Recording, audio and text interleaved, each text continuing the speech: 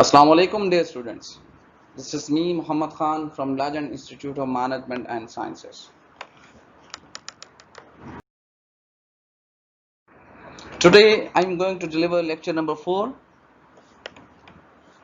जी, chapter number 4 जो है, that is actually comprising of lecture number 4. Your chapter named Becoming the Owner of a Small Business. इसकी details में हम इसको discuss करते हैं जी. इसमें हमारे पास क्या कंटेंट्स हैं that would will be able to comprehend and understand in the end of the chapter. तो वो ये चीज़ें हैं कि जिसकी हमें अंडरस्टैंडिंग होगी. Explain how to go into the business for yourself. It means कि आपने बिजनेस कैसे स्टार्ट करना है, किस तरीके से इसके अंदर एंटर होना है, ये उसके बारे में होगा. Describe the steps involve in the procedures recommended for going into the business. वो कौन से ऐसे स्टेप्स हैं जो कि रिकमेंडेड हैं जिसके थ्रू आप प्रॉपरली एक बिजनेस की तरफ जा सकते हैं. Third point, describe how to search for and identify a product needed by the public. That is how to find your niche. जैसे हमने पहले बात की कि entrepreneurship is all about starting your new business. तो वो कहता है कि आपने identify करना है कि वो कौन सी ऐसी product है जो को लोगों को चाहिए. Because being an entrepreneur, you would be offering that product that will be needed by the people. ठीक है, आप जो बना सकते हैं वो काफी नहीं है, जो लोग चाहते हैं उसकी तरफ हमने मूव करना है. ठीक है, नीश का मतलब है वो सेगमेंट खास, वो कौन सा ऐसा सेगमेंट है, वो कौन से ऐसे लोग हैं जिनके लिए आपने उसको ऑफर करना है. Fourth point, decide whether to start a new business by an existing one or by a franchise. आपको याद होगा हमारे प्रीवियस लेक्चर्स में हमने फ्रेंचाइजिंग के ऊपर बात की थी. हमने डिफरेंट ऑप्शंस के ऊपर बात की थी कि एंटरप्रेन्योर के पास जब बिजनेस स्टार्ट करने की बात आती है तो ऐसे कौन से ऑप्शंस हैं, वो किन ऑप्शंस की तरफ जा सकता है, इसको हम डिटेल में ड्रिल डाउन करेंगे. Point number 5, describe the growing opportunities in the franchising. Franchising में क्या अपॉर्चुनिटीज हैं जी, क्या फायदे हैं लोगों के लिए. Explain how to tell if franchise is right for you. कैसे पता चलेगा कि कौन सी फ्रेंचाइज आपके लिए ठीक है और कौन सी नहीं, क्या इसकी तरफ हमें जाना चाहिए या नहीं. Definitely we will be looking into the details. Explain the future of the franchising. Franchising का फ्यूचर क्या है, क्या कंपनीज को यही फॉर्मेट ऑफ बिजनेस अपनाना चाहिए, हो सकता है इसका बहुत अच्छा फ्यूचर हो, तो डेफिनेटली कंपनीज इसी की तरफ जाएंगे. आगे जी हम डिटेल्स की तरफ जाते हैं. Your first point, the first topic that we understood in the learning outcomes, how to go into business for yourself. बड़ी इंपॉर्टेंट चीज है जी. यहाँ पे आप देखेंगे कि आपने अपने बिजनेस की तरफ कैसे जाना है, वो कौन सी ऐसी चीजें that you have to understand. अगर हम इसको डिटेल में देखें तो आपके पास 1 to 8 डिफरेंट बुलेट पॉइंट्स हैं. ठीक है, इस नंबरिंग को देखते हैं हम. If you really want to start a new business, how do you do it. We have tried to compress all the details into the following 8 steps. 8 different steps हैं जिसमें उन्होंने एक्चुअली उसको कंप्राइज किया है और उसमें उसको उन्होंने बताने की कोशिश की है कि वो कौन से ऐसे स्टेप्स हैं जिसके थ्रू आप बिजनेस को स्टार्ट कर सकते हैं. ठीक है जी.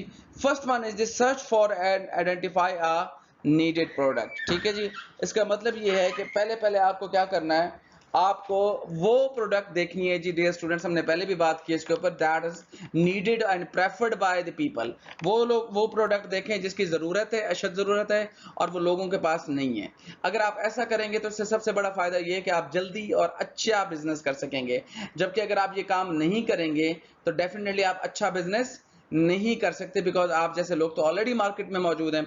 Second, study the market for the product using as many sources of information as feasible. Market को उस प्रोडक्ट के लिए देखें कि क्या मेरी प्रोडक्ट इस मार्केट के लिए मौजू है. उसके लिए जितने पॉसिबल आपके पास सोर्सेज हैं वो चेक करें. मिसाल के तौर पे आपके प्रोडक्ट लॉन्च करना चाहते हैं, आप चेक करेंगे क्या हुसैनाबाद की मार्केट, क्या मुमताजाबाद की मार्केट, या एमडीए चौक के पास, या कचेरी चौक के पास, या cantt market, Gulgasht market, BCG चौक, कौन सी ऐसी मार्केट है जो मेरी प्रोडक्ट को खरीद सकती है. ठीक है, you have to do that.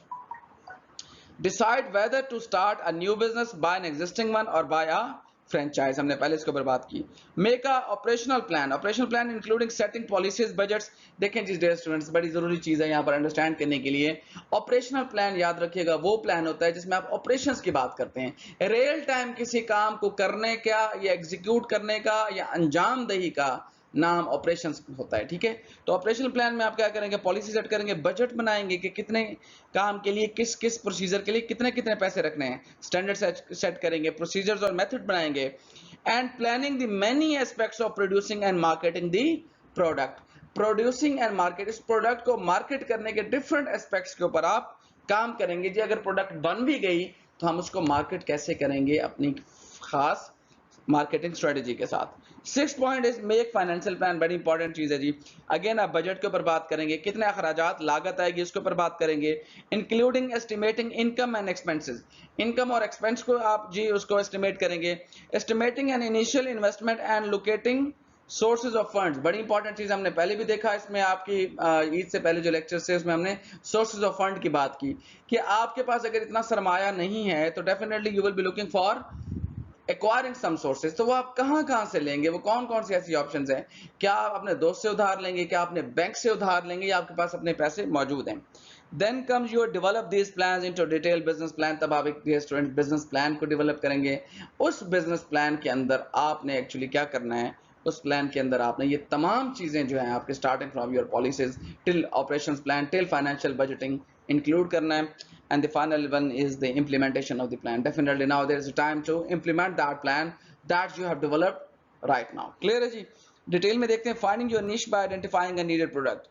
Many business owners fail because they see glamour of some business and the apparent ease with which they are run and think I know I can make a lot of money if I start my own business। ठीक है जी।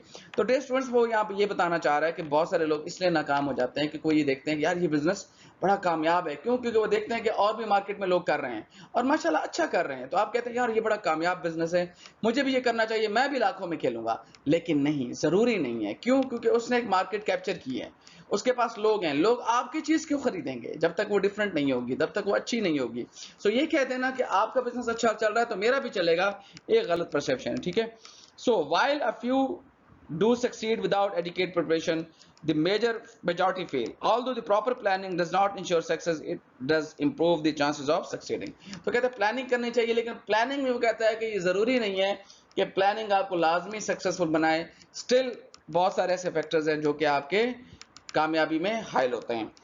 Planning starts with the search, अब उन्होंने कहा है कि planning को हम देखें, planning starts with the searching of a good or service to sell. बिल्कुल, according to William I Shellman who teaches entrepreneurial finance at Harvard University, being bright-eyed and the bushy-tailed is not necessarily a barometer of success। ठीक है।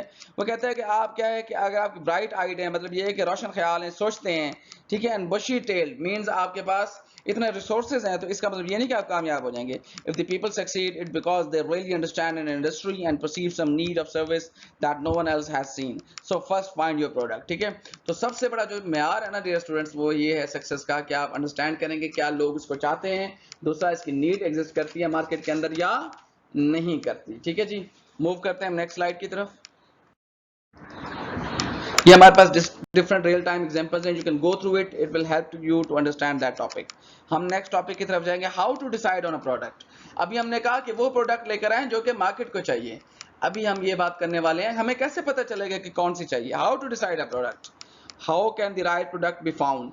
Most new businesses were at one time uncommon or innovative, such as selling front pouches for parents to carry the children in, selling or renting the videotapes and selling computer software। अब उन्होंने example दिए कि एक वक्त था कि ये business जो है ये बड़े न्यू बिजनेस समझे जाते थे, लेकिन आज न्यू नहीं है। जैसे उन्होंने पहले एक एग्जांपल दी, selling front pouches for parents to carry the children. अच्छा, ये पाकिस्तान में रिवाज नहीं है, लेकिन अगर आप वेस्ट में देखें, अगर आपने कभी न्यूज़ देखी हो या आपने डिफरेंट मूवीज़ में देखा हो या डिफरेंट प्रोग्राम्स में, तो उनके पास एक कल्चर है कि जो आपकी फीमेल्स होती हैं मोस्टली वो कैरी नहीं करती चाइल्ड को, और फादर भी कैरी करते हैं, क्योंकि पाकिस्तान के कल्चर है, यहाँ एक शेम समझी जाती है कि हमने बच्चे को नहीं उठाना अपना है, ठीक है, मदर ही उठाएंगे, लेकिन वेस्ट में ऐसा नहीं है।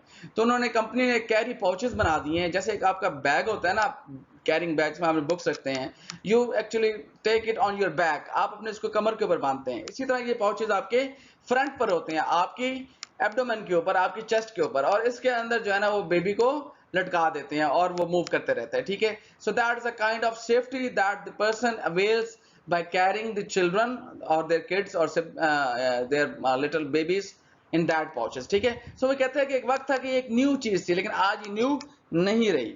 Talking to the large companies may help you identify, next slide, opportunities that can be handled better by small business. Newspapers are filled with the advertisement for the business opportunities, business for sale, new product for sale by their inventors and other opportunities to become one's own boss. Bear in mind though that these ideas are not always feasible, so proceed with the caution। So this is the point. वो कहते हैं कि आपके पास बहुत सारे ideas मौजूद हैं, newspaper में आपको नजर आते हैं कि ये बिजनेस का कारोबार फॉर सेल है, ये ले लें, इसको इस तरह मार्केट करते हैं, लेकिन वो कहता है कि आपको कामयाबी के चांसेस यहां पर देखने पड़ेंगे कि जरूरी नहीं है कि अगर कोई कारोबार बना बनाया फॉर सेल है तो आप भी उसको सक्सेसफुली चला सकेंगे। क्यों? क्योंकि उसकी स्ट्रेटेजी और थी, अब वो आप ले लेंगे तो आपकी स्ट्रेटेजी और होगी। तो इसके चांसेस ये हैं कि आप जरूरी नहीं कि आप कामयाब हो, आप नाकाम भी हो सकते हैं। तो इस लेवल के ऊपर यू हैव टू अंडरस्टैंड कि आपने कॉशन के साथ चलना है, आपने एहतियात के साथ चलना है। राइट, नेक्स्ट मूव करते हैं जी। इसी के अंदर आप देखें हमारे पास सेकंड लास्ट पैराग्राफ है। The search for identification of the product requires innovative and original thinking, including putting the ideas together in an organized form. आम सी बात है जी, इसकी में thinking की जरूरत है।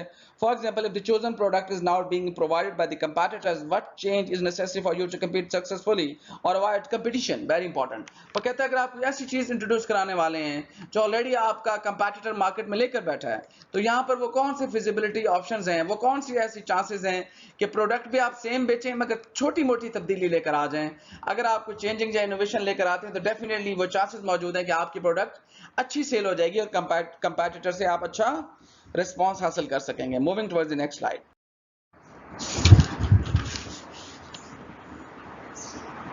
यहाँ पर जी वो हमारे पास डिफरेंट क्वेश्चंस दे रहे हैं, आप इसको गो थ्रू कीजिएगा। I would be giving just you one liner, ये these are the self explanatory, बिल्कुल कंप्रीहेंडेबल हैं। You will be going through it, आप इसको देखेंगे कि वो कौन से ऐसे सवाल हैं जो आपको पूछने चाहिए, possible question to ask to help estimate possible business that are wrong for you. आपको सवाल पूछने हैं ताकि आप नतीजे पर पहुंचे कि कौन सा बिजनेस आपके लिए ठीक है और कौन सा बिजनेस ठीक नहीं है। So here are the some set of questions. How much capital is required to enter and compete successfully in the business? कितना सरमाया चाहिए? Second point, how long will it take to cope with the investment? ठीक, now you have to understand कितना आपको investment के साथ रिकॉप करने के लिए again amount चाहिए। How long it will take to reach an acceptable level of income? Very important, कितने अरसे के बाद आप एक खास level of income generate करने के काबिल होंगे। Fourth point, how will I live until that time? मैं उस वक्त तक क्या जिंदा रहूंगा या नहीं? ये ना हो कि मैंने ऐसी इन्वेस्टमेंट की है, उसने जो 20 साल बाद मुझे रिटर्न देना है, तो जी मैं इन 20 सालों में क्या करूंगा? अगर मैं पहले यहाँ से चला गया दुनिया से तो मैंने क्या फायदा कमाया जी? ठीक है, ये सवाल आपने पूछने हैं। What degree of risk is involve? Risk कितना है जी मेरे कारोबार में? Can I make it on my own? क्या मैं खुद इसको बना सकता हूँ और मुझे किसी की मदद की जरूरत है? How much work is involve in getting the business going? इस काम को करने के लिए, इस कारोबार को चलाने के लिए कितना काम, कितनी एफर्ट दरकार है? Do I want to acquire a franchise from established company? क्या मुझे कोई फ्रेंचाइज ले लेनी चाहिए? What is the potential of this type of business? इस बिजनेस का जी हमारे पास पोटेंशियल क्या है, सक्सेस के चांसेस क्या है, ये भी आप सवाल पूछेंगे। Is sufficient information available to permit reaching a meaningful decision? क्या खास नतीजे पर पहुंचने के लिए मेरे पास इतनी मालूमात हैं कि मैं ये कारोबार स्टार्ट कर सकूं?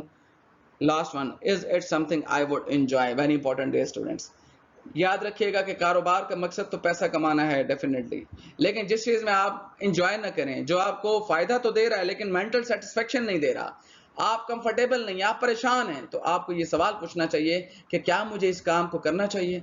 Yes I do have money, मैं पैसा तो कमा सकता हूँ मगर मैं खुशी नहीं अर्न कर सकता इसमें से, तो you should go for it. आप उसको लीव कर दें, आप you should go for the another option, right? ठीक है जी, आगे हम मूव करते हैं जी। Choosing the business to enter, very important. अब आपने चूज करना है कौन सा बिजनेस में आप एंटर होना चाहते हैं। In choosing the business to enter, the first eliminate the least attractive ideas from the consideration and then concentrate on selecting the most desirable one. वो कहता है कि ये वो बात है, चूजिंग दी बिजनेस का मतलब ये कि आपने कोई आइडियाज बनाए होंगे, आपने लिस्ट बनाई होगी, उस लिस्ट में से जो ज्यादा पॉसिबल है ना, जिसमें इजीली आप मतलब है कि वो अट्रैक्टिव हैं, उनको तो रखें। जो कम अट्रैक्टिव है ना, जो आपको लगता है इसके कंपटीशन भी मौजूद है, जो आपको लगता है कि यार इसमें लोग नहीं खरीदेंगे, आपको लगता है यार इसमें सरमाया बड़ा चाहिए, आपको लगता है इसका रिटर्न मुझे बड़े अरसे बाद मिलेगा, तो ऐसे बिजनेस में आपको फिर जाने की जरूरत नहीं है, आप उसको अपने ऑप्शन से निकाल दें। It is important to eliminate ideas that will not provide the challenges, opportunities and rewards. Clear है जी? Financial and personal you are seeking, be ruthless in asking. Ruthless का मतलब है आप जालिम बन जाएं, मींस आप ऐसे ऐसे सवाल करें अपने आप से ताकि आप नतीजे पर पहुंच सकें, जैसे हमने पीछे कुछ सवालों को देखा, राइट? सो क्या होगा जी, what is in it, what's in it for me, मेरे लिए इसमें क्या है इस बिजनेस में, as well as what can I do to be of service to others, क्या मैं लोगों को उनके लेवल की सर्विस दे सकता हूं, क्या मैं लोगों को सेटिस्फाई कर सकता हूं या नहीं। Questions like those in figure 4.5 will help. ठीक है जी, वो उन्होंने हमारे पास आगे क्वेश्चनर की लिस्ट दी हुई है। हम नेक्स्ट स्लाइड की तरफ मूव करते हैं जिसकी डिस्क्रिप्शन आप पढ़ लीजिएगा। These are the simplest one. ठीक है जी, यहां पर आपको जी एक बिजनेस सिलेक्शन सर्वे चेकलिस्ट नजर आ रही है। फिगर 4.3 में अगर आप देखें ना जी, एक्सट्रीम लेफ्ट के ऊपर आप उसकी डिस्क्रिप्शन है और सामने आपको एक सिलेक्शन सर्वे चेकलिस्ट है। इसका मतलब है जी आपने सिलेक्शन करनी है कि ये हमने फॉर एग्जांपल अगर बिजनेस स्टार्ट करना है तो ये फैक्टर बेस्ड स्टूडेंट्स आपने अपने ज़हन में रखने हैं, तब आपने किसी नतीजे पर पहुंचना है कि क्या हमें ये बिजनेस स्टार्ट करना चाहिए या नहीं करना चाहिए। तो उस चेकलिस्ट में देखते हैं जी कौन कौन सी चीजें हैं। First of all is capital required, बिल्कुल अच्छी बात है। आप 4 बिजनेस अपने ध्यान में रखें, मैं आपको यहां पे समझाता हूं। आप इसमें देखें कैपिटल रिक्वायर्ड कितना है। चारों में से कोई तो ऐसा बिजनेस होगा जिसमें कम से कम कैपिटल चाहिए होगा, कोई ऐसा होगा जिसमें सबसे ज्यादा चाहिए होगा, और कोई ऐसे होंगे जिसमें थोड़ा बहुत फर्क होगा, ऑलमोस्ट सिमिलर चाहिए होंगे। तो आप क्या करेंगे, जिसमें कम चाहिए होगा आप उसकी तरफ जाएंगे। इसलिए चेकलिस्ट है। चेकलिस्ट का मतलब है म्यार बनाना किसी भी बिजनेस को चलाने और स्टार्ट करने के लिए। सेकंड म्यार क्या है, डिग्री ऑफ रिस्क इन्वॉल्व। कुछ बिजनेस ऐसे इसमें सबसे ज्यादा रिस्क है कि ये फेल हो जाएगा, कुछ में रिस्क नहीं है, तो डेफिनेटली आप वो बिजनेस करेंगे जिसमें रिस्क नहीं है। Third, amount of work involve, very important, ये भी आपका चेकलिस्ट का हिस्सा है जी। जिस बिजनेस में सबसे ज्यादा आपको तगोदो करनी पड़े, मेहनत करनी पड़े, काम करना पड़े, और कुछ ऐसे बिजनेस होंगे इसमें कम से कम मेहनत इन्वॉल्व होगी, तो आप उस बिजनेस की तरफ जाएंगे जिसमें कम आपको मेहनत करनी पड़े। In third one is fourth one, independent ownership of franchise, very important. ये आप चेक करेंगे क्या मैं खुद अपना बिजनेस स्टार्ट कर सकता हूं अकेला, या मैं कोई ऑलरेडी एस्टेब्लिश बिजनेस ले लूं फ्रेंचाइज की शक्ल में। तो ये भी आपको डिसीजन लेना होगा। Second last is potential of the business, very important. Potential students कहते हैं सलाहियत को। इस कारोबार की सलाहियत क्या है, ये कितना मुझे पे करेगा, ये कितना तगड़ा कारोबार है, इसमें इनकम के चांसेस क्या हैं, ये आपने सवाल पूछना है। Last one is the source of data.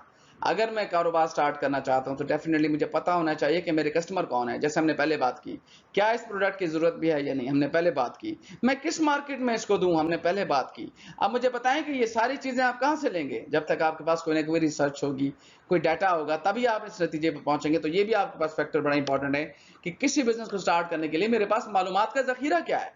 आप ये सवाल अपने आप से पूछेंगे। ठीक है जी, आगे हम मूव करते हैं। All of these things are actually explain in the description as well. हम मूव करते हैं next point, studying the market for the product. ये ऑलरेडी हमने डिस्कस किया है जी, स्टार्ट में हमारे लर्निंग ऑब्जेक्टिव का हिस्सा था। न्यू बिजनेस स्टार्ट करने के ये डिफरेंट फैक्टर्स है, how you will B entering into the new business, ये उसके एक्चुअली आगे तमाम फैक्टर्स हैं जो वन बाय वन हम देख रहे हैं। Now talking about studying the market for the product, आप मार्केट को स्टडी करें कि क्या ये मार्केट है। मिसाल देता हूं मैं आपको, फॉर एग्जांपल ये इदारा है हमारा, डिफरेंट प्रोग्राम्स ऑफर करता है, बीएस प्रोग्राम्स है, बीबीए है, एमबीए है, मास्टर्स है, क्या हम पीएचडी ऑफर नहीं कर सकते, एमफिल नहीं कर सकते? We have to understand our market. Yes, हमें यहाँ पर बैठकर अपनी मार्केट को देखना है कि अगर हम पीएचडी ऑफर करते हैं तो क्या लोग यहाँ आएंगे या नहीं आएंगे। इसको कहते हैं मार्केट को देखना। ठीक है जी डियर स्टूडेंट्स, इसको देखते हैं हम डिटेल में। After selecting the product and the business, look at the market potential for each one. Product तो हमने देख ली, मार्केट को देखें कि उसके पास सलाहियत है कि वो प्रोडक्ट को खरीदेगी। If a market does not exist, अगर मार्केट एग्जिस्ट नहीं करती, मार्केट एग्जिस्ट ना करने का मतलब ये है कि वो लोग इतनी सलाहियत नहीं रखते कि आपकी चीज को लें, और कैन नॉट बी डेवलप्ड, और आप उनको इस सलाहियत को उसके अंदर पैदा भी नहीं कर सकते, देन क्या करें आप, do not pursue the project any further. इसी पर हम बात कर रहे हैं कि उस प्रोजेक्ट को आपने परस्यू नहीं करना। फिर on the other hand, there may be a market in a particular location or a segment of the population that needs your product। तो आपको देखना होगा, हो सकता है इसके अलावा किसी जगह पर आपकी मार्केट एग्जिस्ट करती हो जिसको इन तमाम चीजों की जरूरत हो, तो आपको बेहतर है कि आप उस साइड की तरफ मूव कर जाएं। नेक्स्ट स्लाइड की तरफ देखते हैं जी। यस, यहाँ हमारे पास नेक्स्ट टॉपिक है जी, method for obtaining information about the market. Market exist करती है या नहीं हमने देख लिया, हमें कैसे पता चलेगा कि मार्केट एग्जिस्ट करती है या नहीं, तो उसके लिए हमें मार्केट रिसर्च करनी पड़ेगी। मार्केट रिसर्च की डेफिनेशन यहाँ ब्लर्ड है जी, इसीलिए मैंने आपको बताया है कि आप you must go for the looking for the book आप लेंगे तो आपको अंडरस्टैंडिंग होगी। लेकिन इसको हम देखते हैं, marketing research is the system, ठीक है, that is actually considering, acquiring, recollecting and analyzing the data related to the market of the goods and services। आसान सी बात है जी, रिसर्च का मतलब होता है कि आप डाटा गैदर करें, एनालाइज करें और इंप्लीमेंट करें, उससे आप नतीजा अखज़ करें कि यार मुझे ये चीज़ ऑफर करनी चाहिए मार्केट के अंदर या नहीं, तो ये हमारी मार्केट रिसर्च कहलाती है। मार्केट रिसर्च को हम मजीद डिटेल में देखें तो आगे अंदर उन्होंने थोड़ी सी एक्सप्लेनेशन को एक्सपैंड किया और ये कंप्रीहेंडेबल है। Consist of gathering, recording, classifying, analysing and interpreting the data related to the marketing of the goods and services. Formal research program can be very valuable in giving direction, but they can be also expensive. कहते हैं कि formal research आप carry करें, आपका department होना चाहिए ये काम करे, लेकिन कहते हैं ये काम महंगा भी हो सकता है. Computers are helping to increase the amount of information gathered while reducing the cost. Definitely वो कहते हैं कि आप हमारे पास कंप्यूटर मौजूद है जिसके थ्रू हम ये कर सकते हैं. हम डिटेल में जाते हैं जी. Next, method use to study the market. हमारे पास वो कौन से मेथड हैं जी जिसके थ्रू हम किसी भी मार्केट को स्टडी कर सकते हैं और इस नतीजे पर पहुंच सकते हैं स्टूडेंट्स कि ये मार्केट हमारे लिए खास है, इंपॉर्टेंट है, इसके अंदर पोटेंशियल है और हमें प्रोडक्ट को लॉन्च कर देना चाहिए. तो ये वो हमारे पास कुछ फैक्टर्स हैं. मेथड यूज में हमारे पास जो पहला मेथड है जी, estimating the size of the market. Very important. Size of the market का मतलब ये कितनी बड़ी मार्केट है. लाइक आप ये देखें कि मुमताजाबाद का जो इलाका है वो कितना बड़ा है, या कैंट का इलाका कितना बड़ा है, गुलगश्त का इलाका कितना बड़ा है. ये हमारे मार्केट्स हैं. जो इलाका बड़ा है, जितनी ज्यादा तादाद है उसमें लोगों की, तो हमारे लिए एक लुक्रेटिव अपॉर्चुनिटी है कि वहां हम अपनी प्रोडक्ट को ऑफर कर सकते हैं, उसके बिकने के चांसेस ज्यादा हैं. ठीक है. इसके अंदर हमारे पास फर्दर डाटा है जी. हम क्या देखेंगे इसके अंदर, आप इसको देख सकते हैं. How large is the industry. Industry कितनी बड़ी है, ये भी आपकी मार्केट का हिस्सा है. मिसाल के तौर पे मैंने आपको पहले एग्जांपल दी थी कि फर्म और इंडस्ट्री में फर्क होता है. इंडस्ट्री लार्जर होती है, कंपनी जो फर्म होती है उसके अंदर काम करने वाली एक कंपनी होती है. मिसाल के तौर पे टेलीकम्युनिकेशन इंडस्ट्री, ये एक इंडस्ट्री है. टेलीकम्युनिकेशन का मतलब है कि दूर बैठकर कम्युनिकेशन करना टेलीफोन के थ्रू. अब टेलीकम्युनिकेशन इंडस्ट्री के अंदर फर्दर कंपनीज है. कौन? मोबलिंक, जोंग, वारिद, यूफोन. ठीक है जी. Telenor, all of these companies, some of one are however acquired by the another company, कुछ को एक्वायर कर चुके हैं, दूसरी कंपनीज लाइक जोंग हो गया, अदरवाइज वो ऑपरेट कर रही हैं. तो ये सारी क्या है, ये एक्चुअली कंपनीज हैं जो कि उस इंडस्ट्री के अंदर आती हैं. इसी तरह हॉस्पिटैलिटी इंडस्ट्री है. हॉस्पिटैलिटी कहते हैं मेहमान नवाजी को, होटल को. उसके अंदर क्या आते हैं? शीजाइन, Ramada hotel, hotel one, PC hotel, Marriott hotel, Serena hotel. ठीक है. ये डिफरेंट होटल उसके अंदर जो आएंगे, ये फर्म्स होंगी और उसकी इंडस्ट्री लार्जर जो है जो उसके रिप्रेजेंट करती है. तो कहने का मकसद ये है कि कितनी बड़ी इंडस्ट्री है. अगर डियर स्टूडेंट्स इंडस्ट्री बहुत बड़ी है, उसके अंदर मार्केट एग्जिस्ट करती है उसकी, तो डेफिनेटली आप उस बिजनेस की तरफ जाएंगे, अदरवाइज नहीं जाएंगे. Second is where is the market for the company and how large is it. उस कंपनी की मार्केट कितनी बड़ी है. वही बात के गुलगश्त के एरिया में जाना है तो कितना बड़ा है. क्या कैंट का एरिया सबसे बड़ा है? क्या हुसैना का सबसे बड़ा है? क्या आपने देखना है. Are sales to be made to a selected age group, and if so, how large is the group? क्या खास ग्रुप की तरफ हम सेल कर सकते हैं, सेल को बढ़ा सकते हैं, और अगर हाँ बढ़ा सकते हैं तो कितना बड़ा ग्रुप है, हम कैसे उसको कर सकते हैं. नेक्स्ट पॉइंट जी. ये अगेन हमारे पास कुछ फैक्टर्स हैं जो आप साइज ऑफ द मार्केट में देखेंगे. What are the size and the distribution of the income with in the population. Very important. Distribution of income का मतलब डियर स्टूडेंट ये है कि कमाने वाले कितने. हो सकता है कि आपने ऐसे टारगेट किया हो मार्केट को, इसमें लोग तो बहुत ज्यादा रहते हैं लेकिन उनकी सोर्स ऑफ इनकम कम है, कमाते नहीं है, बेचारे दिहाड़ीदार मजदूर हैं, गरीब हैं, क्लर्क हैं. ठीक है. किसी छोटी मोटी जॉब को वो बेचारे ऑप्ट करके बैठे हैं. इस तरह के जो लोग हैं जो सरमायादार नहीं है, तो डियर स्टूडेंट यहाँ पे एक सवाल पैदा होता है कि क्या आप ऐसी जगह पे मार्केट में अपनी प्रोडक्ट को ऑफर करेंगे? नहीं करेंगे, क्योंकि आपको पता है कि ये आपकी प्रोडक्ट को खरीद नहीं सकते, सलाहियत नहीं है. तो आप डिस्ट्रीब्यूशन ऑफ इनकम का मतलब है कितनी ज्यादा इनकम डिस्ट्रीब्यूटेड है इन लोगों में, क्या सलाहियत रखते हैं ये लोग. Then come in this, is the sales volume for this kind of business growing, remaining stable or declining. क्या इस जगह पे जो सेल्स वॉल्यूम है, आपने अगर स्टार्ट किया है छोटा मोटा करके देखा आपने, एक महीना हो गया आपको, तो आप चेक करें आपका सेल्स वॉल्यूम बढ़ा है, कम हुआ है या उतना रहा है. यहां पर आपको ये सवाल अपने आप से पूछने की जरूरत है. Then you will be able to understand कि क्या आपको इसको परस्यू करना चाहिए या छोड़ देना चाहिए. What are the number of the size of the competitors. Very important. आपको देखना है कि इस मार्केट के अंदर आपके अलावा कितने लोग बैठे हैं. अगर ज्यादा है तो आप छोड़ दें, अगर कम है तो आप इसमें परस्यू करें. What is the success rate of the competitive business. आप क्या तो सक्सेस रेट आपने देख लिया मार्केट को एनालाइज करके, रिसर्च करके, लेकिन यहां पर एक टाइम आता है कि आपको एनालाइज करने की जरूरत है अपने कंपेटिटर को भी, कि आपका कंपेटिटर कितनी सेल कर रहा है. अगर वो बहुत अच्छी सेल कर रहा है डियर स्टूडेंट्स, तो डेफिनेटली आपके लिए खतरे की बात है कि यार अच्छी सेल तो वो कर रहा है, मैं कैसे करूंगा. तो यहां पर आपको इनोवेटिव प्रोडक्ट लेकर आनी पड़ेगी, थोड़ी सी तब्दीली करके लेकर आनी पड़ेगी ताकि आप अपनी प्रोडक्ट को अच्छा लॉन्च कर सकें. Finally, what are the technical aspects of the industry. Technical aspects का मतलब ये है कि क्या इस इंडस्ट्री के अंदर रहते हुए काम करना मुमकिन है. क्या गवर्नमेंट के इदारे के जो tax and rules and regulations हैं, क्या आपने जो कोई प्लांट लगाना है उस जगह पे, कोई ऑफिस बनाना है, कोई फैक्ट्री लेनी है, तो ये सारी चीजें टेक्निकल एस्पेक्ट्स हैं. क्या ये आपके लिए पॉसिबल है? अगर पॉसिबल है तो आप बिजनेस की तरफ जाएंगे, अदरवाइज आप excuse me, नहीं जाएंगे. Moving towards the next and the like your second element on the basis of you will be doing the research, that is estimating the competition. इसको हम generically आप देख लेंगे. इसको मैं आपको बर्ड आई व्यू देता हूं कि एस्टिमेटिंग द कंपटीशन का मतलब ये कि डियर स्टूडेंट्स, आप उस मार्केट के अंदर कंपटीशन को देखेंगे कि आपसे रिलेटेड ऑलरेडी कितने लोग मौजूद हैं जो कि सिमिलर प्रोडक्ट को बेच रहे हैं. तो आपको ये अंदाजा करना पड़ेगा कि अगर वो बेच रहे हैं और वो कितना सेल कर लेते हैं, कितना वॉल्यूम उनके पास है, कितने लोग उनके पास आते हैं, लोगों का रुझान है या नहीं, ये सारा साइज ऑफ कंपटीशन आप मॉनिटर करेंगे. और उसके बाद डियर स्टूडेंट्स आप क्या करेंगे, आप उसके बाद एनालाइज करेंगे कि आपको भी अपना बिजनेस इस जगह पर लेकर आने की जरूरत है या नहीं है. Then final is the estimating your share of the market. Very important, इसको डिटेल में देखते हैं. ये मार्केट शेयर का कॉन्सेप्ट एंटरप्रेन्योर के लिए बहुत जरूरी है. शेयर ऑफ मार्केट का मतलब ये कि by now you should be able to arrive at a ballpark figure for your sales volume and share of the market. First, determine the geographical boundaries of the market area and estimate how much of your product might be purchased. Finally, make an educated guess as to what part of this market you might attract as your share. जी देखें, share का क्या मतलब होता है dear student? Share का मतलब होता है हिस्सा, साझेदारी. ठीक है. फॉर एग्जाम्पल एक लाइक पेरेंट्स हैं, उनके 2 बच्चे हैं या 3 बच्चे हैं जी. ठीक है. उनकी एक प्रॉपर्टी है, 3 बेटे हैं, तो तीनों बेटों को प्रॉपर्टी बराबर बराबर तकसीम होगी. ठीक है. उसको हम कहते हैं शेयर ऑफ प्रॉपर्टी. अब हम कहते हैं इसको मार्केट की तरफ ले आते हैं. इस एग्जांपल को मार्केट में हम देखते हैं कि share of a particular product क्या है किसी मार्केट के अंदर. तो उसका मतलब ये है कि मेरी मार्केट के अंदर, मिसाल के तौर में जी, मैं बेवरेज का बिजनेस स्टार्ट करता हूं, मैं कोई कोल्ड ड्रिंक बेचता हूं, तो मुझे देखना होगा कि मेरी मार्केट के अंदर पहले जो कोका कोला, पेप्सी या आपके पास अमृत कोला या फॉर एग्जांपल आपके पास गोरमे कोला बिक रही है, उनका शेयर क्या है. उनका शेयर इतना है जी, मैंने एस्टिमेट कर लिया. उसके बाद मैंने देखना है कि मैं जब आऊंगा तो मेरी प्रोडक्ट का कितना शेयर होगा. यहां पे ये सवाल पैदा होता है. यू हैव टू अंडरस्टैंड कि आपकी प्रोडक्ट को कितने लोग लेने वाले होंगे. मिसाल के तौर पे एक इलाके में 1 लाख लोग रहते हैं. ठीक है. जिसमें से तकरीबन 10 लाख के करीब पेप्सी खरीदते हैं, 20 लाख के करीब कोका कोला खरीदते हैं, 30 लाख हो गए जी.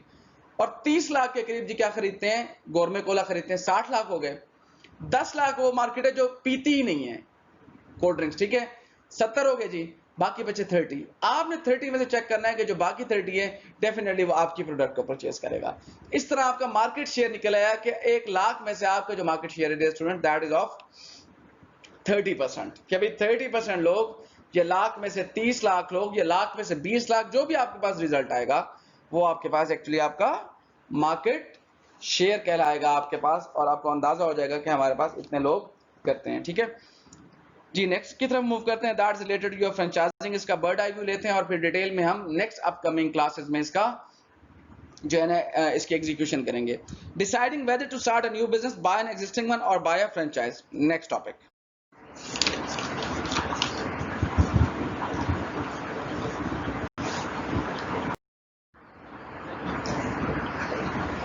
यहां पर हमारे पास ये डिफरेंट ऑप्शंस हैं, उन्होंने दिए हैं हमें यहां पर. To start a new business, उसमें उन्होंने ऑप्शंस दिए हैं. उसके बाद हमारे पास नेक्स्ट फॉरवर्ड जो होगा वो एग्जिस्टिंग बिजनेस की बात आएगी. थर्ड वन हमारे पास फ्रेंचाइज की बात आएगी. ठीक है. ये हमारे पास 3 ऑप्शंस हैं. तो आज हम एक ऑप्शन के ऊपर देखते हैं, to start a new business. पहले भी हमने बात की कि जब आप स्टार्ट अ न्यू बिजनेस की तरफ जा रहे हैं तो आपके पास कौन से ऐसे फैक्टर्स हैं जिसके ऊपर आपको गौर करना होगा.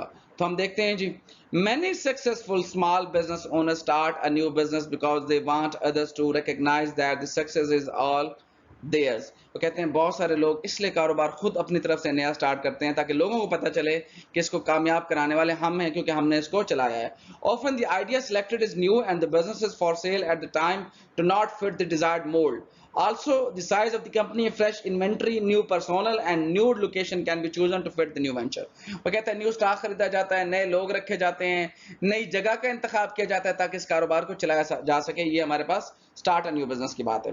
अब वो कहता है कि some reasons for starting a new business lies in the owner's freedom to.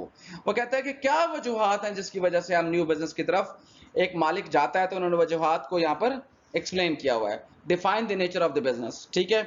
आपको पहले वो क्या है डिफाइन करता है खुद वो कि नेचर ऑफ बिजनेस क्या है, मैंने बेचना क्या है. नेचर का मतलब है जी मैं जूते बेच रहा हूं, मैंने कपड़े बेचने हैं जी. मुझे ये एनालाइज करना पड़ेगा क्या मैं कॉस्मेटिक बेचूंगा, क्या मैं कोल्ड ड्रिंक्स बेचूंगा. ये आपको नेचर ऑफ द बिजनेस बताती है. Create the preferred type of physical facilities. ये भी ओनर की मर्जी है, कोई जिस तरह की मर्जी की फैसिलिटीज जो है ना वो बनाए, किस किस्म का रूम होना चाहिए, आगे ग्रासी प्लाट होना चाहिए छोटा सा लोगों के लिए बैठने के लिए, इन्वायरमेंट अच्छी होनी चाहिए, लाइटनिंग अच्छी होनी चाहिए, ये सारे डिसीजन किसने लेने थे स्टूडेंट्स, ये उसी मालिक ने लेने हैं। ऑब्टेन दी फ्रेश इन्वेंट्री, जी क्योंकि वो डिपेंडेंट नहीं है किसी भी, अपना कारोबार चला रहा है तो फ्रेश इन्वेंट्री भी हासिल कर सकता है। Have a free hand in selecting and developing the personnel, personnel कहते हैं जी अमले को, आपने एचआरएम में पढ़ा होगा, जो आपके काम करने वाले लोग होते हैं, तो उस बंदे के पास लिबर्टी है कि वो अपने मर्जी के लोग रखे और उनसे काम करवाए। Take advantage of the latest technology, equipment, material and tools to cover a wide in acceptable products available, वो एडवांटेज ले सकता है, फायदा ले सकता है जी न्यू टेक्नोलॉजी का, अपनी मर्जी के न्यू टूल्स इक्विपमेंट ला सकता है जो किसी के पास ना हो, ये उसके पास बेनिफिट है। And the final one is select a competitive environment, select a competitive environment का मतलब है वो ऐसे एनवायरनमेंट को सिलेक्ट कर सकता है, ऐसी जगह पर जा सकता है जहां ऑलरेडी बड़े कंपेटिटर मौजूद हैं और वहां पर वो जाकर अपना बिजनेस स्टार्ट करता है और उनको भी कंपीट करके अच्छी चीज मार्केट में देता है, तो ये उसकी मर्जी में शामिल है। नेक्स्ट हम देखते हैं reasons for not starting a new business. अब वो कहते हैं यहाँ पर वो कुछ वजूहात हैं जो हमने पहले डिस्कस की जिसकी वजह से न्यू बिजनेस स्टार्ट किया जाना चाहिए। अब वो वजूहात हैं जो जिसकी वजूहात पे बिजनेस स्टार्ट नहीं किया जाना चाहिए, वो कौन सी है जी, मैं इसका आपको वन लाइनर दूंगा। Problem in finding the right business, ये सबसे बड़ा मसला है कि हम करें क्या और क्या ना करें। दूसरा, problem associated with assembling the resources including location building, बड़ी इंपॉर्टेंट, बड़े मसले मसाइल होते हैं जी बिजनेस में, आपको लोकेशन देखनी पड़ती है, बंदे रखने पड़ते हैं, सरमाया चाहिए होता है। Third, lack of an establish product line, आपके पास प्रोडक्ट लाइन ही नहीं है, क्यों, क्योंकि आप तो कारोबार ही नया स्टार्ट कर रहे हैं, आपको न्यू प्रोडक्ट लेनी है, लेकर उसको दोबारा बेचना है, तो आपके लिए न्यू काम है। Lack of establish product line हो गया। Production problem associated with starting new business, आप एक न्यू बिजनेस स्टार्ट कर रहे हैं जी, प्रोडक्शन के प्रॉब्लम आ जाते हैं, मिसाल के तौर पर कोविड कंडीशंस आ गई, इससे पहले आपके कारोबार शुरू कर रहे थे, दुकानें बंद होंगी, मार्केट्स बंद होंगी, इंडस्ट्री बंद हो गई, तो आप जी क्या बेचेंगे लोगों को, डेफिनेटली यहां पर आपके लिए एक प्रॉब्लम क्रिएट हो जाएगा कि you should go for it or not. Then comes lack of establish market, आपके पास एस्टेब्लिश मार्केट नहीं है, चैनल और डिस्ट्रीब्यूशन नहीं है, मतलब ये कि प्रोडक्ट तो आप बना लेंगे, मार्केट में दुकानों पर बेचेंगे कैसे, कैसे वो उसकी तरसील होगी, ये सवाल पैदा होता है। Problems in establishing basic management system, management system बड़ी इंपॉर्टेंट है जी, आप उसको रन कैसे करेंगे, चलाएंगे कैसे, आपके पास कौन कौन से ऐसे लोग हैं जो कि आपको कारोबार चलाने में मददगार साबित होंगे, सवाल पैदा होता है। Problem in the risk of failure is higher in the small business startup than in acquiring a franchise or even buying an existing business. तो हमारे पास यहाँ पर एक और प्रॉब्लम ये आएगा डियर स्टूडेंट्स के जो हम बिजनेस स्टार्ट करने वाले हैं उसके अंदर हमारे पास रिस्क इन्वॉल्व है, हमारे पास डिफरेंट फेलियर के चांसेस हैं, क्या हम सक्सीड होंगे या नहीं होंगे, ये हमारे लिए एक बहुत बड़ा इशू है, तो ये हमारे लिए फेलियर का चांस बन सकता है। हम नेक्स्ट की तरफ मूव करते हैं, that is to buy an existing business. हमने पहले कहा नया स्टार्ट करें ऑप्शन है, दूसरी ऑप्शन क्या था, एग्जिस्टिंग बिजनेस को लें। तो एग्जिस्टिंग बिजनेस का मतलब जो ऑलरेडी चल रहा है, किसी ने आपको बेचा है। डिटेल को देखते हैं। Buying a business can mean different things to different people, it may mean acquiring the total ownership of the entire business or it mean acquiring only firms asset. आप पूरा बिजनेस ले सकते हैं या उसके जो सरमाया है उसने लगाया है, फर्नीचर लिया है, बिल्डिंग लिया, आप वो ले सकते हैं। अब वो यहाँ पे अगेन पिछले टॉपिक की तरह रीजन बताएगा कि आपको ये क्यों लेना चाहिए और वो रीजन बताएगा कि आपको क्यों नहीं लेना चाहिए। तो हम पहले मूव करते हैं रीजन जिसकी बुनियाद पर हमें लेना चाहिए। पर्सोनल ऑलरेडी वर्किंग, यस, जब आपने लिया तो ऑलरेडी वर्कर काम कर रहे थे, तो ये सबसे बड़ी एक आपके पास पॉजिटिव चीज है कि आपको लेना चाहिए। Second, facilities are already available, yes, facilities available है ऑलरेडी, क्योंकि आपने बनाया लिया तो आपके पास चांस है कि आप उसको ले लें। A product is already being produced for an existing market, yes, existing market के लिए प्रोडक्ट ऑलरेडी बनाई जा रही थी, तो आपके लिए टेंशन नहीं है, आपको ऑलरेडी मार्केट भी मिली हुई है। द लोकेशन में भी डिजायरेबल, जहां पे ऑलरेडी मौजूद है लोकेशन हो सकता है बहुत अच्छी हो, तो आपके लिए अच्छा चांस है। Relationships have been established, yes, आपके कारोबारों के कारोबारी लोगों के साथ, बैंकों के साथ रिलेशनशिप बना हुआ है, क्योंकि ऑलरेडी बिजनेस चल रहा था, आपने उससे खरीदा है, तो आप उसके थ्रू काम कर सकते हैं। Revenues and the profits are being generated and goodwill exist, yes, goodwill exist का मतलब यह है कि मार्केट के लोग आपको जानते हैं, आप ऑलरेडी मार्केट के अंदर बना बनाया कारोबार चला रहे हैं, तो ये आपके लिए अच्छे चांसेस हैं।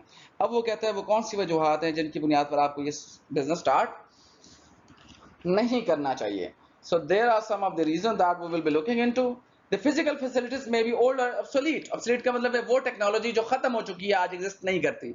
तो कहता है आप ऐसे कारोबार लेते हो सकता है जिसकी फैसिलिटीज अच्छी ना हो, बिल्डिंग पुरानी हो, अंदर टेक्नोलॉजी पुरानी हो, तो वो आपके लिए नुकसान है, आपको नहीं लेना चाहिए। द एम्प्लॉयज में have a poor production record, हो सकता है एम्प्लॉय तो मौजूद है डेफिनेटली, लेकिन उनका जो काम करने की सलाहियत है वो अच्छी नहीं है, उनका रिकॉर्ड अच्छा नहीं है, तो आप उसकी तरफ ना जाएं। The account receivable may be pay past due or uncollectible. Account receivable student ये वो होते हैं जो कि आपने पैसे लेने होते हैं। मिसाल के तौर पर कारोबार ने कोई उधार पर चीज बेची है और लोगों ने उसके उधार की अमाउंट अभी वापस करनी है, तो अभी तक उन्होंने वापस नहीं की, तो ऐसा कारोबार चलाने का क्या फायदा हुआ, क्योंकि आपको तो अभी अपनी अमाउंट भी रिकवर नहीं होगी। तो एक ये वजह है कि आपको नहीं स्टार्ट करना चाहिए। लोकेशन में भी बैड, पीछे हमने देखा लोकेशन अच्छी हो सकती है तो आपके लिए रीजन बन जाएगी लेने की, और लोकेशन बुरी है तो आपके लिए रीजन बन जाएगी आप उसको ना लें। The financial condition and relationship with the financial institution may be poor. Financial institution मतलब बैंक से, हो सकता है कि आपने बैंक के आपसे पहला जो मालिक था उसने लोन तो लिया लेकिन लोन वापस नहीं किया, तो उसकी जो शोहरत है वो खराब होगी। इस केस में आपका बिजनेस स्टार्ट करने की जरूरत नहीं है, वो वाला जो ऑलरेडी एग्जिस्ट करता तो आपको परचेज करने की कोई भी उसकी अफादियत नहीं होगी। फाइनल वर्ड इज इन्वेंटरी में बी ऑब्सोलीट और ऑफ पुअर क्वालिटी। अगेन वही बात, जो इन्वेंटरी आपने रखी हुई है, इन्वेंटरी मीन वो सामान जो आपने बेचना है, ठीक है, हो सकता है वो पुराना हो गया हो, खराब हो गया हो, एक्सपायर हो गया हो, तो ऐसे बिजनेस को लेकर भी कोई फायदा नहीं होगा। The last topic today we will be concluding our half chapter here is to buy a franchise. Yes, reason for buying a franchise. franchise हमने डियर स्टूडेंट्स पहले कहा था कि वो फ्रेंचाइज का मतलब वो होता है कि जो ऑलरेडी एस्टेब्लिश ब्रांड होते हैं, मार्केट के अंदर एग्जिस्ट करते हैं और उनकी फ्रेंचाइज पाकिस्तान में लोग ले लेते हैं कि जी कारोबार के तौर पर हम उसको चलाएंगे, उसका कुछ प्रॉफिट वो खुद रखते हैं, कुछ शेयर करते हैं उसके साथ जिन्होंने फ्रेंचाइज आपको दी होती है। मैं आपको एग्जांपल देता हूँ, franchise Nike company, Adidas company, Puma company, ये स्पोर्ट्स की कंपनीज है, इनकी फ्रेंचाइज जो है पाकिस्तान में मुख्तलिफ लोगों ने ली हुई हैं। तो आपकी एग्जांपल लें आप मैकडोनल्ड्स की, KFC की, पिज्जा हट की, ये सारी वो फ्रेंचाइजीज हैं जो लोगों ने वेस्ट से, अमेरिका से ली हुई हैं, ठीक है जी। हमारे पास क्या सबसे बड़ी रीजन है इसको लेने की, आप इसको देख सकते हैं। Franchise agreement normally spell out what both the franchiser and franchisees are responsible for and must do. तो सबसे पहले वो कहते हैं इन दोनों में एग्रीमेंट होता है, तो ये बहुत बड़ी रीजन है, एक दूसरे से कोई भी दो नंबरी नहीं कर सकता और हर चीजें तय होती हैं पहले। Each party usually Dzire the success of the other, दोनों को एक दूसरे की सक्सेस से फायदा होता है, तो आप ले सकते हैं इसको। The franchisor brings proven successful method of operation and business images to aid the franchisee. वो कहते हैं फ्रेंचाइजर की कोशिश होती है कि जिसको उसने फ्रेंचाइज दी है पाकिस्तान में उसकी मदद करे हर किस्म से, क्योंकि उसे पता है कि अगर ये फेल हो गया तो नाम किसका बदनाम होगा, जिसने फ्रेंचाइज दी है। तो दोनों मिलकर काम करते हैं। If you decide to become the business owner you can obtain guidance from experience, भी आप गाइडेंस भी ले सकते हैं। ये तमाम वो चीजें हैं जिसकी बुनियाद पर आप बिजनेस को सोच सकते हैं कि हम फ्रेंचाइज ले लें, ठीक है जी। नेक्स्ट की तरफ मूव करेंगे हम। These are the examples you can go through the table 4.1. Moving towards the next. जी यहाँ पर आज हम reason for not buying a franchise, that is the last content of topic. जी वो कहता है यहाँ पे वो कौन सी रीजन है जिसकी बुनियाद पे हमें नहीं लेना चाहिए। वो रीजन हमने देखी वन बाय वन जिसकी बुनियाद पे लेना चाहिए। अब हमें क्यों नहीं लेनी चाहिए फ्रेंचाइज, हम उसकी बात करेंगे। Buying a successful franchise is probably beyond the means of the ordinary entrepreneur. वो कहता है कि जो हमारे पास बाय करने की सलाहियत होती है वो एक ऑर्डिनरी एंटरप्रेन्योर की सलाहियत से बाहर है, क्योंकि जाहिर बात है मैकडोनल्ड जब आपको अपनी फ्रेंचाइज देता है तो आपको 70 से 80 लाख या 1 करोड़ रुपया तो आपको सिर्फ सिक्योरिटी जमा करवानी होती है उनको, उसके बाद आपको हर 6 महीने बाद, साल बाद एक रिन्यूअल, एक फीस देनी पड़ती है।